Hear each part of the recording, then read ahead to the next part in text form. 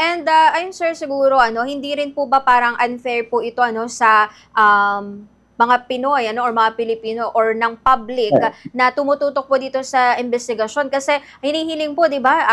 Actually ilang mga linggo na isa publiko po itong mga hearing po ng ICI pero hindi po tayo napapagbigyan dahil sabi nga po ng ICI ay ayaw po nila yung mangyari po dito yung trial by publicity pero parang inalaw po yung mga banyaga po na magkaroon ng glimpse doon po sa kung ano po nangyari sa investigation po. Oo, insulto yun. Insulto sa atin yun. Kung yung dayuhan ay inalaw, pero tayo ay ayaw ipaalam. Malinaw na insulto yun sa sambayan ng Pilipinas. Okay po. Bagamat sinabi po ng palasyo po na eto hinahayaan po at independent ang etong ICI. Sa tingin niyo po ba sir, meron po eto go signal from the President o si President Ferdinand Marcos Jr. doon po sa naturang pagbisita po ng isa pong official from Embahada ng Pilipinas or US Embassy po? Posible, no?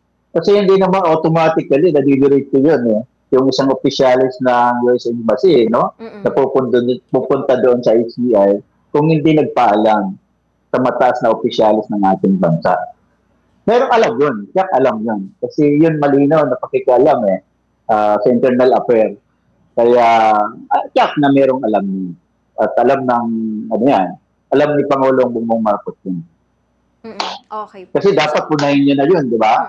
Kung hindi niya alam yun, kung kusa lamang na pumunta yung official ng embassy ng US doon sa ICI, dapat mag-react si Pangulong Bongbong Marcos. Ano ang authority niya? Diba? Dapat questionin.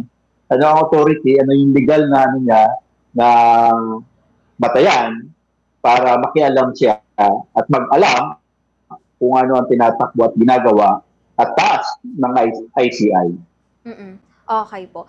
So eto in general po, sir, ano po yung pananaw dun sa direksyon sa ngayon na tinutungo po nitong investigasyon po kaugnay sa flood control? Kasi syempre ang pinakabukang bibig po ng mga Pilipino sa ngayon hanggang ngayon wala pa rin pong tuluyang nakakasuhan po talaga.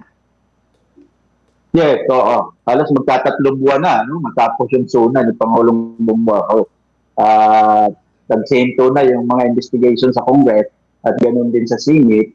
At ngayon ay natitira na lamang yung mag-iimbestiga dito sa ICI. Talagang meron, no? At alam ng sambayan ng Pilipino na merong nagaganap na maniobra para hindi talaga matukoy na maparusahan, lalong-lalo na yung mastermind dito sa malala at sistematikong korupsyon. Kasi malala, bakit natin sinasabing malala? Kung kukumpara natin doon sa Napolis scam yan, 10% lang to 15% ngayon, yun, no? Pero ngayon ay maabot na 25 to 30% ang total budget. At ang malala ay mayroon pang mga ghost project.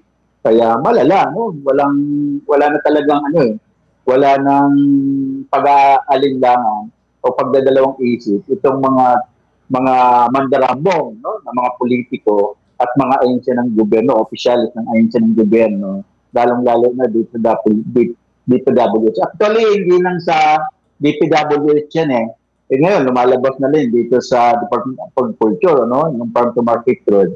At ganun din sa DENR. Sana maimbestigahan din, lalong-lalo na dun sa issue, ng pagbibigay ng mabilisan, na walang environmental impact assessment, kaugnay doon sa pag-i-issue ng mga environmental compliance certificate para doon sa mapanira at irreversible ng mga reclamation at dredging sa ating bayan.